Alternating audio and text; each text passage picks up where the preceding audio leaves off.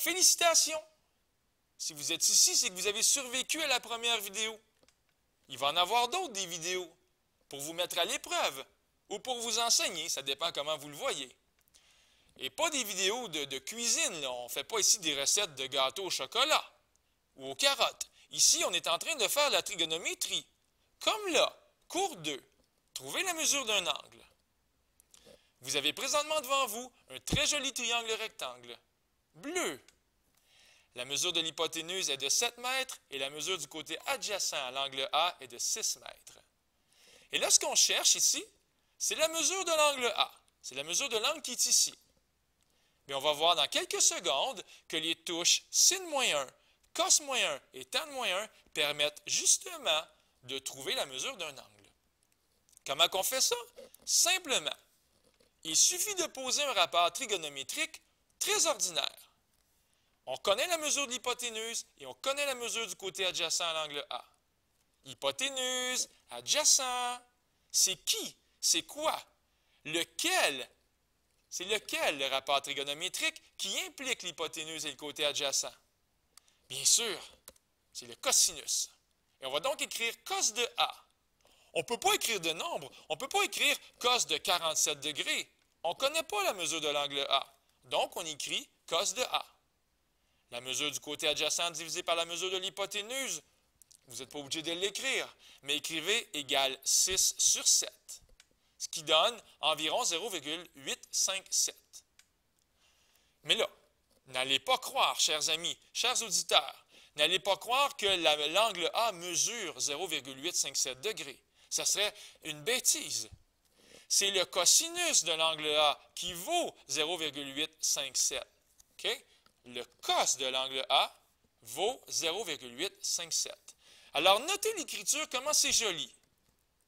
Voici l'écriture. Nous avons que le cosinus de l'angle A, c'est 0,857.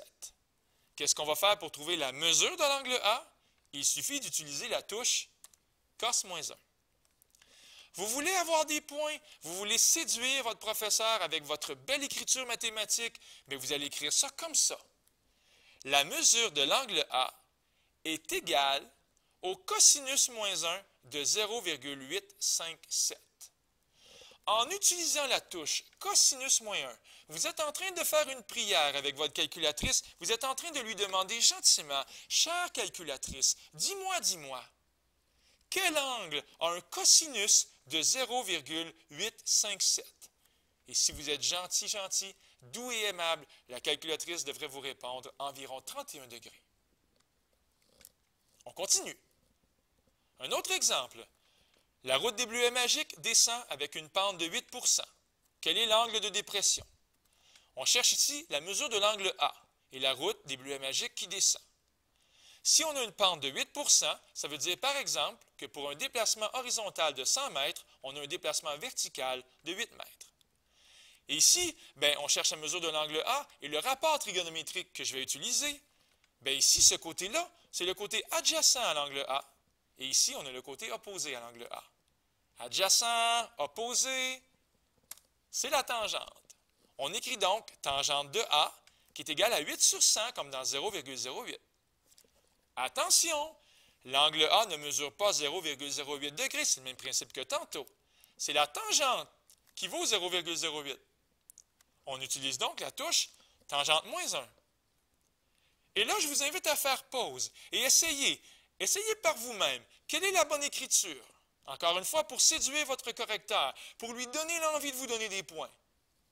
Ici, nous avons vu, on comprend, tangente de A est égale à 0,08 et donc la mesure de l'angle A n'est rien d'autre que la tangente moins 1 de 0,08. Chère calculatrice, dis-moi, quel angle a une tangente de 0,08? Et la calculatrice va vous répondre 4,57 degrés. Peut-être même qu'elle va vous sourire. Surtout si vous rêvez aux mathématiques. Il peut se passer beaucoup de choses. Une dernière petite page avec des petits monstres, des petites créatures. Une créature rose et une créature bleue. Et je les aime beaucoup et elles me font rire.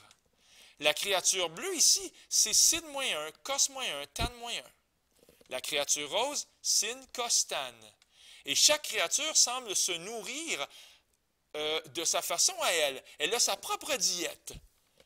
Regardez, sin, cos et tan transforment un angle en rapport trigonométrique. Quand vous écrivez sin de 30, 30, mais c'est un angle. Alors, sin, cos ou tan se nourrissent d'un angle. Et je l'ai déjà dit dans la vidéo du cours 1, le sin de 30 degrés, c'est 0,5. Et 0,5, c'est un rapport. C'est la mesure du côté opposé à l'angle de 30 degrés divisé par la mesure de l'hypoténuse. Alors, je vais relire la phrase. Sin, cos, tan transforme un angle en rapport trigonométrique. On mange un angle et on donne en retour un rapport. Évidemment, c'est le contraire pour la petite créature bleue. Sin moins 1, cos moins 1 ou tan moins 1. Transforme un rapport trigonométrique en angle, comme ceci. Sin moins 1 de 0,5. Chère calculatrice, quel angle possède un sinus de 0,5? Bien, peut-être qu'on s'en rappelle encore grâce à la vidéo du cours 1. C'est un angle de 30 degrés. Alors, je me suis nourri d'un rapport. 0,5, c'est un rapport. Et 30 degrés, la réponse que ça donne, c'est un angle. Alors voilà, c'est comme si on disait dans le fond que ce sont des fonctions réciproques qui font le contraire l'une de l'autre. Il y en a une qui prend un angle et le transforme en rapport, et l'autre fonction, sin moins 1, cos moins 1 ou tan moins 1, prend un rapport et le transforme en angle. On appelle ça des fonctions réciproques. En passant, on ne verra donc jamais cos moins 1 de 56 degrés, parce que cos moins 1 se nourrit d'un rapport, et non pas de 56 degrés qui est un angle. On ne verra pas non plus sin de 0,08, comme tantôt avec la route des bleuets magiques. 0,08, c'était un rapport. Sauf si c'est un angle, un tout petit angle de 0,08 degrés, un peu difficile à imaginer. Dans ce cas-là, on pourrait défendre ça, sin de 0,08. Mais pas comme dans l'exemple de tantôt, parce que 0,08, c'était un rapport trigonométrique entre la mesure d'un côté opposé et la mesure d'un côté adjacent. Et voilà. Je vous invite à aller fouiller sur Internet. Il y a des exercices qui vous attendent. C'est à votre tour. C'était Luc Allard pour le Collège Sainte-Anne qui vous dit au revoir.